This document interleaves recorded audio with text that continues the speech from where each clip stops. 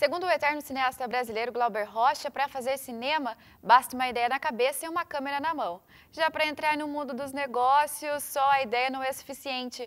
Planejamento é a palavra de ordem aqui e é sobre esse assunto que eu vou conversar agora com o consultor Vinícius Milani. Seja bem-vindo ao P Notícias, Vinícius. Muito obrigado. A gente está aí à disposição para falar um pouquinho sobre o microempreendedor individual, como ele deve planejar-se. Tá certo, Vinícius. Bom, e muitas ideias, né, boas ideias existem, né? Então, como que o microempreendedor pode começar aí no mundo dos negócios? Aliás, para começar, o que é ser um microempreendedor individual? Essa é uma nova categoria empresarial que foi criada por lei para que os informais passassem a se formalizar. Ou seja, nós temos hoje para cada uma empresa, 5 informais. E é um número significativo, pensando que temos hoje no Brasil 8 milhões de micro e pequenas empresas. Então nós temos em torno de 40 milhões de informais.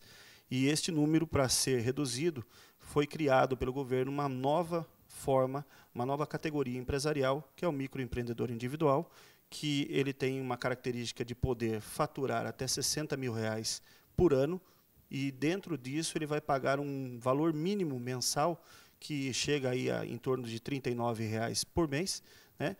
E só.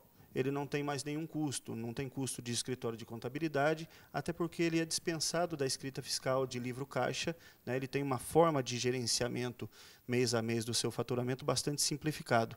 Então isso facilita também a vida e faz com que aquele que quer informar um padeiro, um vendedor autônomo, um vendedor de carrinho de cachorrão, pessoas, o pedreiro, o confeiteiro, o eletricista, o encanador, são pessoas, a costureira, possam vir a formalizar-se e ter o seu CNPJ e poder daí emitir nota fiscal, abrir conta em banco, contrair financiamento, enfim, ser um empresário como outro qualquer.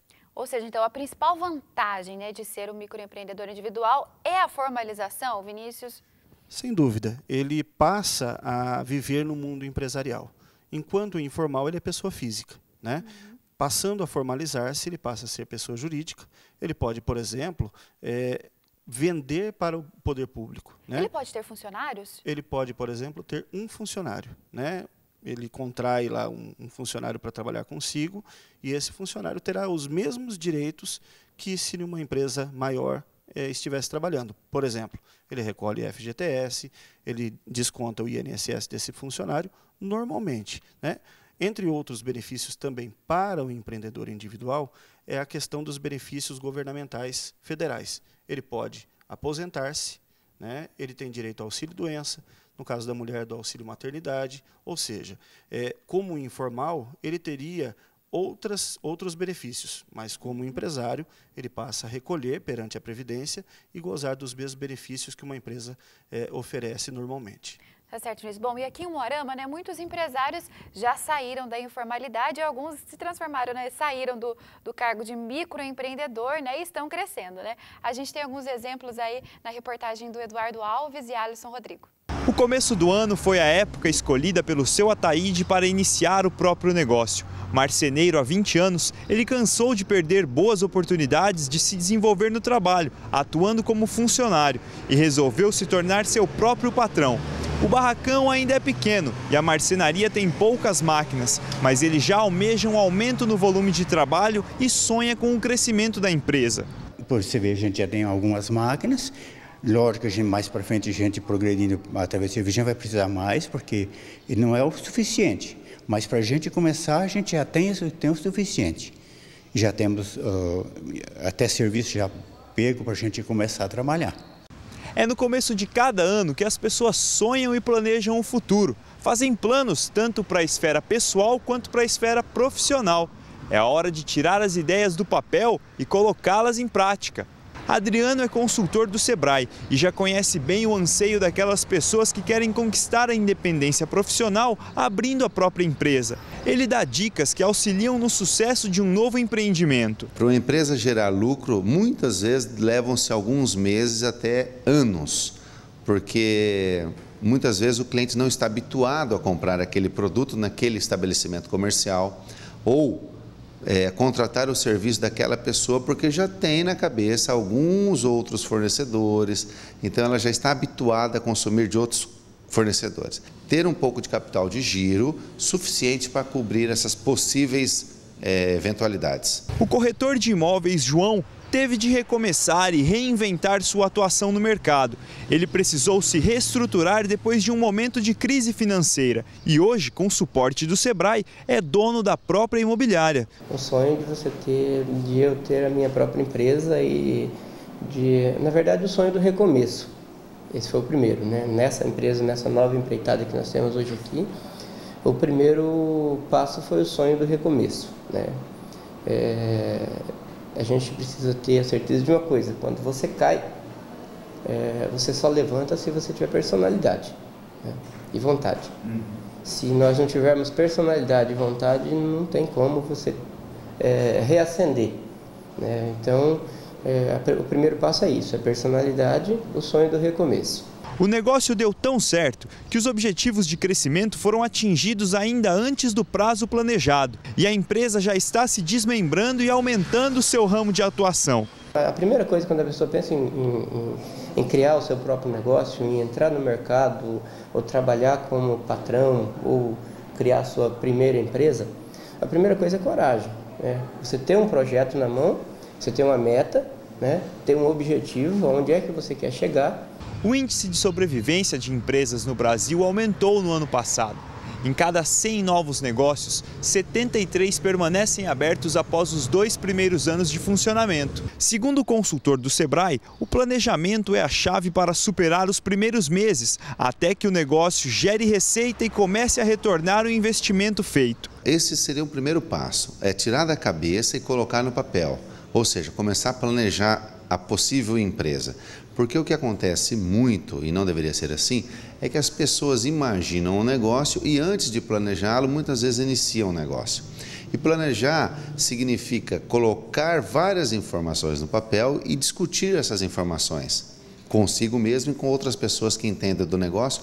Seu Ataíde pretende seguir corretamente as dicas de como fazer a marcenaria crescer e expandir os negócios. Os sonhos para decolar a carreira de empresário enchem o empreendedor de esperança. Futuramente, a gente tem essa intenção de progredir, arrumar mais funcionários, principalmente trabalhar. A nossa intenção, a princípio, é a gente trabalhar com talvez uma pessoa que ainda não tem experiência para fazer dele um profissional. Primeiro emprego, ou o jovem aprendiz, desse jeito a gente quer progredir. Como o seu Ataíde falou, né, Vinícius, tem mesmo como o microempreendedor também subir o degrau, né, como a gente havia conversado anteriormente, né? É possível, então? Sem dúvida. Aí na reportagem nós vimos a fase 2, né? Esse informal passa a ser um empresário, passa a ser um empreendedor individual e numa escala de evolução, de planejamento, de preparar-se, ele pode aí passar a ser um empresário individual, uma empresa limitada, como é a escala empresarial de categorias que nós temos hoje no Brasil, né? E tem que ter muito planejamento, não é, Vinícius? E para isso tem os custos, né? É uma preocupação muito grande dos novos empresários. Então, quais são as obrigações, né, os custos e as despesas do microempreendedor individual? O empreendedor individual fora criado justamente para ter um custo baixo. Então, por exemplo, quanto custa para ele manter a empresa mensalmente? Sob o ponto de vista tributário, não mais que R$ 39,00 por mês. Tá? Sob o ponto de vista de administração, ele é dispensado da obrigatoriedade de pagar um escritório de contabilidade para fazer a escritura fiscal, até porque ela é dispensada por lei. Ou seja, tecnicamente falando e na prática, quanto eu vou gastar para ser um empreendedor individual? Quanto que um marceneiro, quanto que uma costureira, um encanador, são mais de 400 adequações para ser um empreendedor individual. Não mais que R$ 39,00 por mês e ponto, né? Qualquer outro custo estará sendo cobrado dele de maneira incorreta ou para uma consultoria que venha a ser adquirida, mas não tem mais custo que isso, não. E você disse também das obrigações, né? Essas são as vantagens. As obrigações que ele tem, por exemplo, qualquer outro empresário, vamos supor que eu queira fazer pão na minha casa, né? Então, eu produzo pão, eu tenho que ter a obrigação de ir à prefeitura e adequar a minha empresa, lá ao fundo da minha casa, a minha cozinha, a todas as obrigações da vigilância sanitária.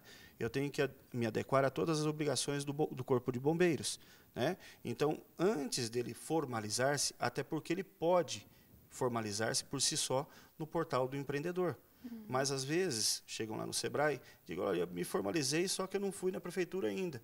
Então, ele tem que saber primeiro se o endereço dele pode abrir uma confeitaria ou uma padaria lá dentro, para depois ele vir e fazer a formalização. Então, ele tem a obrigação de ter essas informações antes. Tem a obrigação também, que é o que nós estamos fazendo nesse momento, que é a declaração anual do empreendedor individual, que é como se fosse o imposto de renda à pessoa jurídica. Tá? E o Sebrae estará até o dia 20 de fevereiro, num plantão com os consultores, realizando esse trabalho sob agendamento. Então, ele deve ligar no Sebrae, depois nós vamos até passar o telefone e fazer esse agendamento, levar com ele todo o faturamento bruto que ele teve nos últimos 12 meses e também as notas fiscais que foram emitidas para realizar essa declaração. E lá um consultor fará esse trabalho. Então, esta também é uma obrigação, porque sem isso ele não pode pagar a guia já do mês de janeiro, fevereiro. Ou seja, ele perde o direito, ou poderá perder o direito de ser microempreendedor, de continuar sendo empreendedor individual. Então, qualquer microempreendedor pode ir até o Sebrae e fazer essa declaração até que dia? Até o dia 20 de fevereiro, liga no 3622-7028 ou vá presencialmente e faça a sua agenda. Não estamos atendendo sem agendamento porque a procura é bastante grande. E o trabalho que a gente faz também é da formalização. Né? Quero me formalizar, assisti a entrevista aqui, quero me formalizar. Procura da mesma forma o Sebrae, participa de uma palestra de sensibilização e faz um agendamento para formalizar, se adequar a todas essas obrigações e já sai do Sebrae com o CNPJ pronto. Tudo formalizado, tudo certinho. Sendo como empresário. Tá certo, Vinícius, muito obrigada pela sua participação, por essas informações, para que muita gente, então, né, se formalize agora nesse ano. Sem dúvida, o Sebrae está sempre à disposição, agradecemos mais uma vez a TV UP o espaço, né? E estamos sempre às ordens.